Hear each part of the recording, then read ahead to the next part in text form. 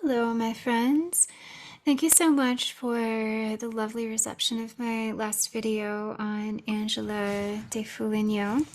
I'm going to continue talking about the steps. We'll see how many we can get through. So if this is your first introduction to her, basically she was a 13th century Umbrian Italian Franciscan mystic who began her initiation on her spiritual journey and path when she was almost 40. By that time she was married, she was a mother. She is a relatively privileged economically and socially, woman, and she was officially declared a saint in October 2013. Her works are not written. She didn't write her own works, but they were dictated to a relative who was a scribe and also a Franciscan brother in the church. So we don't supposedly have access to the complete depth and intimacies of her ecstatic vision, because both of her and her scribe discuss how he was writing in such haste, and he actually was receiving sort of criticism from his own brothers in the spiritual community. I guess there was some suspicions that he was spending so much time with her and just about what they were writing. And so he says that himself, that it was a short and defective version of her experience. And he also records her saying, he read back what he was writing, and she said that it was dry and it lacked savor. And so yeah. But I think that as readers, we don't really see that. There's a lot of passion and beauty in the text, and there's a lot for us to gain in terms of inspiration and commiseration. So I'm on the 10th step, and I think just as maybe a quick preview, what stands out to me is that all along the journey, even though she is accumulating time and effort in her commitment to this journey, it's not a linear path necessarily. Like, she still goes throughout all of these steps, she still goes through a roller coaster of emotions. Her shame and self-doubt kind of from the past kind of creep up, and she shares all of these challenges that she has with trying to carve out, as a woman specifically, the time and the space that she needs in order to spend time contemplating and visualizing and meditating and manifesting the divine and kind of following the path that she wants. She has this desire, as was dominant in the Franciscan community, to put this other computer up, to relinquish all her possessions and to be in basically abject poverty. She wanted to give everything away, and she had sort of this almost like,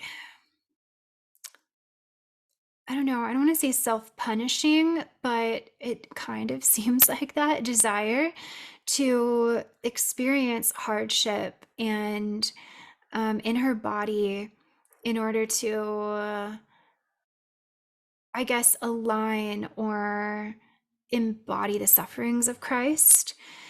And so whether this is really a healthy kind of path to take, it was her decision, and it was her desire, and it was her journey in dealing with intrusive thoughts and intrusive emotions, and trying to figure out a balance between love and confidence and acceptance, and just the gratitude that made her like fall humbly toward her vision and her understanding of the divine. But you'll see as we go through these steps that she talks about how people in her life tried to dissuade her from giving away her possessions, and also were overly concerned about her in a way that wasn't actually, I guess, helpful to her, because they were worried that she was making herself sick. And they were worried for her safety, her physical self, but sometimes care can cross a line, you know?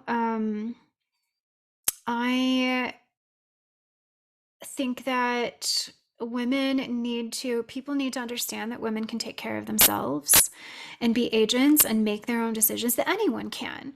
But so often this sort of supposition of care gets gendered, specifically. Not all the time, but I do think that it's in most cultures, women more than men, that others feel the need to check up on, um, for various reasons. So, having, when you're an adult, having your parents or, anyone really say, well, call me when you get there, or make sure you you check in with me on your road trip, or on your travels, or where you're going. And okay, so on, where I haven't heard from you for a long time, I just wanted to make sure you're okay. It's hard, it is so hard to know, right? If there's a genuine concern for someone, but sometimes this sort of care can seem like an intrusion. Trust me to reach out to you if I need help. Trust that I can do that. Maybe I don't want to check in with, someone on my travels when I'm trying to be present, and I don't necessarily want to make plans. I don't want to check the clock to see how many miles or how many minutes it is to my next destination, right? I don't want to invite into my space your anxiety for my flight or my road trip, or whatever it is, my health. Maybe I am trying to focus on, particular ideas and images and feelings. I don't, necessarily, it's unsolicited. And I did have a recent experience, just to give you an example of how this can be gendered, is someone from my past, and I'm only relating the story because I'm not saying his name, and no one listening will be able to identify this person, and this person will never probably come across my videos. But someone from my past that I was involved with is under the guise of caring. I think, they're not like pure intentions behind this, but they contacted my parent. Again, I'm 42 years old. They contacted my parent and said, hey, maybe you should ask your daughter to come back, to live in your state, because women living by themselves are in danger. Or, and he doesn't know my situation, if I'm living with roommates or I have a partner or whatever. I think he's trying to also gain information, but he's making an assumption. And so, whether this is true or not, he is making the assumption that if she is by herself, she shouldn't be living alone. She needs to be near her parents. She needs to be with someone for protection. And he said, I'm also trying to convince my sister to move back home because of this too. And so this is kind of annoying because, I think depending on your situation, if you were a woman, what does a woman need in order for people to stop being parental and overprotective and worried about, paths that a woman may take, adventures that women may take? What if she doesn't ever want to get married to a male person? She wants to be away from her family. She wants to travel by herself or with friends, with other female friends, or live with female roommates, or have a female partner, whatever. There's a lot of, possibilities, right? But the point is that you don't have sort of a father figure or a husband or whatever, a brother around you. And so she deals with this as well. And I just think back to, the essay, A Room of One's Own, in order to, and I think I mentioned this last time, but this comes up like explicitly in the steps that we're about to go over. She talks about needing so many hours, so much time, so that she can devote herself to the spiritual path, because that's what she needs. So to help her deal with her intrusive thoughts, her, mental issues, whatever it is. And it is of my opinion that when various mystics talk about these temptations, and I might be relaying my modern interpretation over it, but I don't think we can rule out the possibility, or we should rule out the possibility, that those were mental conditions that they were dealing with, and that a lot of people who struggle with things like anxiety or voices or depression or whatever it is, try to seek out therapy, community, a spiritual path, a philosophical path that will help them deal in healthy ways with it. And, this is one possibility when reading of various mystics. I'm going to have to turn on the light, because hello, winter. It is not yet 5 and it is already getting dark. Okay, so let's go ahead and start. That was a long enough rant, but I hope that all of you are well, and I wish love and peace and safety, feelings of safety and security to you. Okay, so right off, I think there's something interesting here in the 10th step. She says, in the 10th step, while I was asking God what I could do to please him more in his mercy, he appeared to me many times, both while I was asleep and awake. And she says really soon after that again, likewise, he appeared many times to me while I was awake, and these appearances were more pleasant than those which occurred while I was asleep. And then she talks about memories coming back to her so she can deal with those memories. She talks, again, she points out in the 13th step, so just kind of moving on, thereupon the heart of Christ was shown to me during my sleep. And then in the 14th step, while I was standing in prayer, Christ on the cross appeared more clearly to me while I was awake. And then she has times in her steps where she is talking about, she doesn't know whether she was asleep or awake. For instance, in the 17th step, she says, then I began to receive consolation through dreams, which were numerous and gave me great comfort. But then my soul, the very next sentence, my soul began to experience the sweetness of God continually, both while I was awake and asleep. And it talks about, her various dreams and her various visions. And she says one time when she was meditating, enjoying and meditating on a certain saying in the gospel, it says she became drowsy and fell asleep, and she was led into a vision. And these visions and these kind of drowsy states where she's slipping into different brain waves, she says, this state was so delightful and holy that I begged the one who was leading me not to let me ever leave it. And she says, I wish I did not need to eat so I could remain standing in prayer. And she says, this might be in the memorial, because that's what I was reading. Well, this is all in the memorial, but this might be in maybe like another chapter where the friar, so her sort of brother, confessor, scribe, continues to talk about her steps beyond step 20. I think there are, I don't know how many more steps, but he summarizes them into 7 steps. And I was reading that today.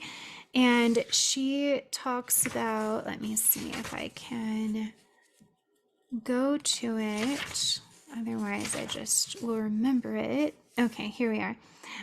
So this is when she is, I think, okay, she has gone on a pilgrimage. She had a really ecstatic sort of experience. She was like praying all the way there. And it was an SEC pilgrimage. And she said, once I was back home, I felt so peaceful and was filled with divine sweetness that I also had a desire to die. I wanted to attain the source of this experience and not lose it. That is why I wanted to leave this world.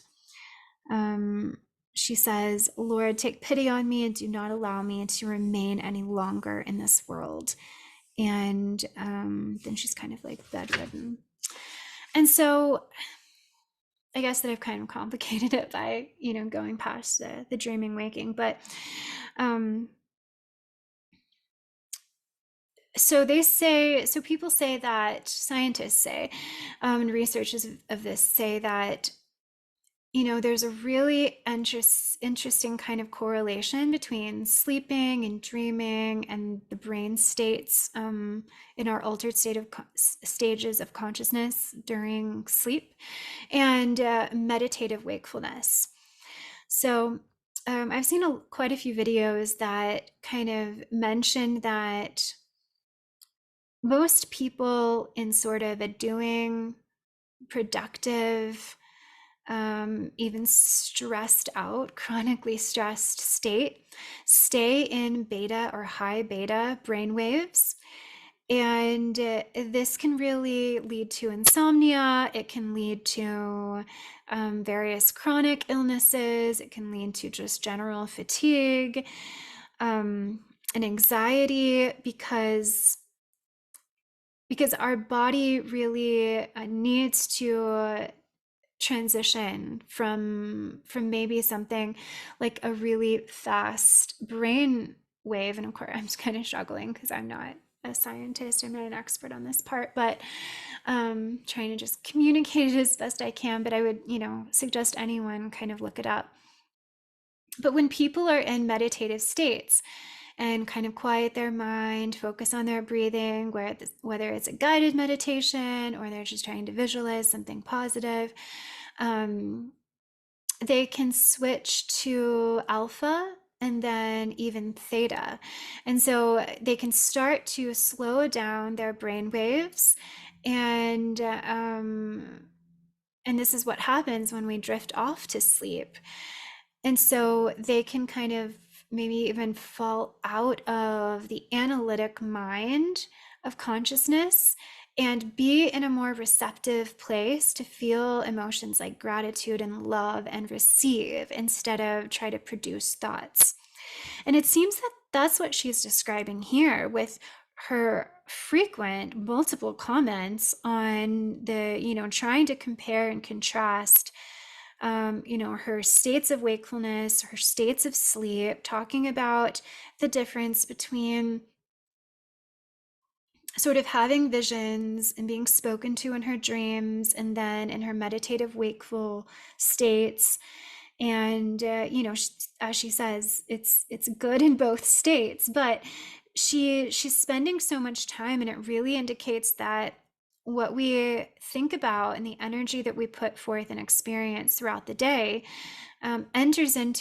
starts to enter into our subconscious and really affect even our dreams. Because I think there's still a lot to be discovered about dreams and the purpose of them.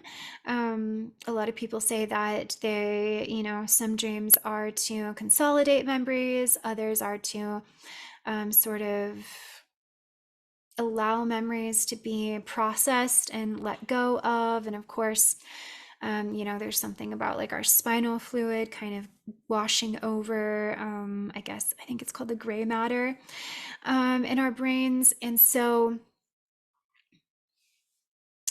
And so when we can, these meditative states are just scientifically beneficial to us. And that's why I think that, if you do start to meditate and you understand how to do it, that you incorporate emotions and energies and really slow down your brain waves. If you're really, I think, feeling like yeah, if you're really understanding how to do it, I don't know, anyway, any other way to say it, um, you are creating this coherence coherence between your brain and your heart and your body, which is a more conducive state for health. Our bodies have miraculous abilities to heal, but we have to facilitate sort of those states so that our body can heal.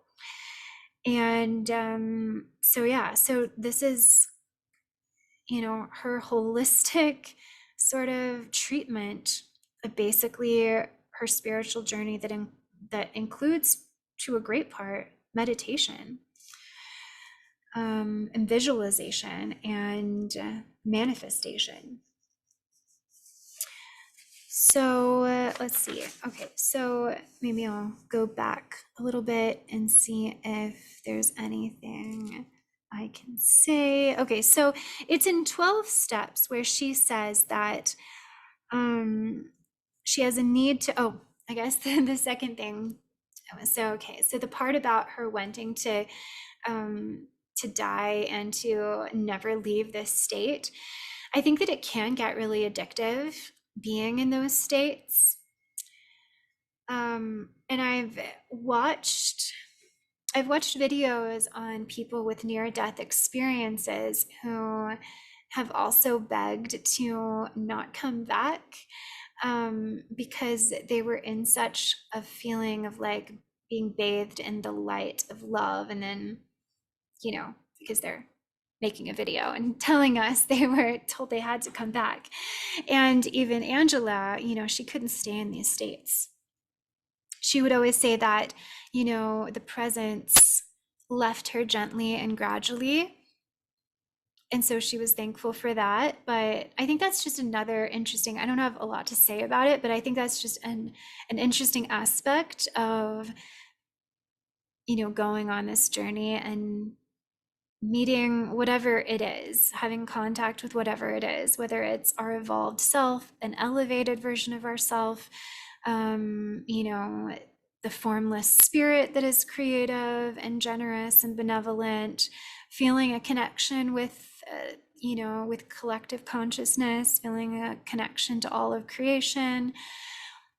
Whatever it is, it is a lovely state, and you want to carve out a great deal of time to pursue it, and because you're curious about it, and it also is lovely feeling, I don't know, well, not being in fear all the time, or not being in disappointment or dissatisfaction all the time. I have to turn down my heater just a second.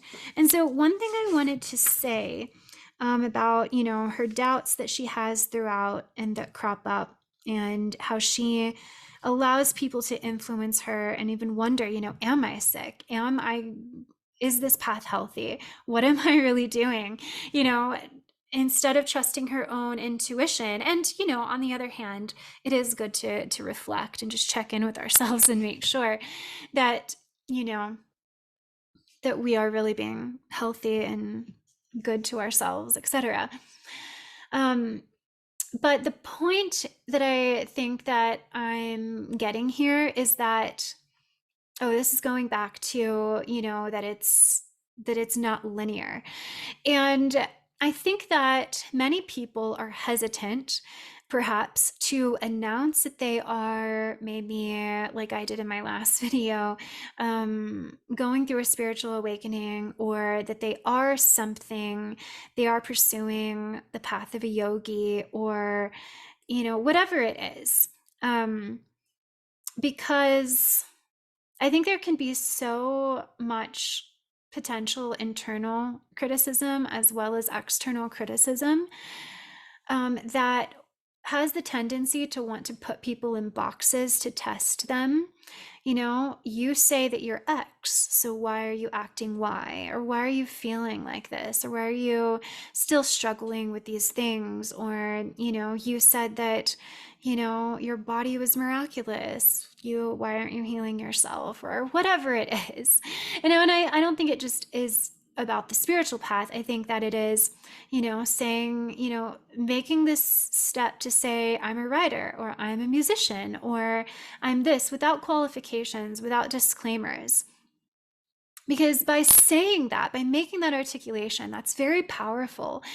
And all it indicates, though, is a commitment to be on a path, to start on a path, to be an initiate on whatever. You know, I am a writer doesn't necessarily mean that I published a book. You know, it means that, you know, more days than not, I sit down and I write. You know, I'm working on something, or I enjoy writing, whether I'm going to publish it or people are going to see it or not. Or I'm a musician. Doesn't necessarily mean I'm a great musician, or I ever want people to hear me, or I know more than, you know, a handful of chords, or play more than a handful of songs. It means that I'm committed to learning, and I'm enjoying it, and this is what I want to incorporate into my life. And so I love that she includes all of it. And I think it, like, that reminder just may help you be compassionate to yourself and give yourself the courage to say, I am this, without discrediting yourself before other people can, as a protective measure. Because you are the agent and creator of your life. And you are the voice that you need to listen to on your path as well. Okay, so I think pretty much we're at the end of these 20 steps and what I wanted to say. Thank you all so much for listening. If you have comments, just join the conversation. That's really what this is about. I just want to hear your thoughts and your experiences, and yeah, and if you've pulled other things out of this text, let me know.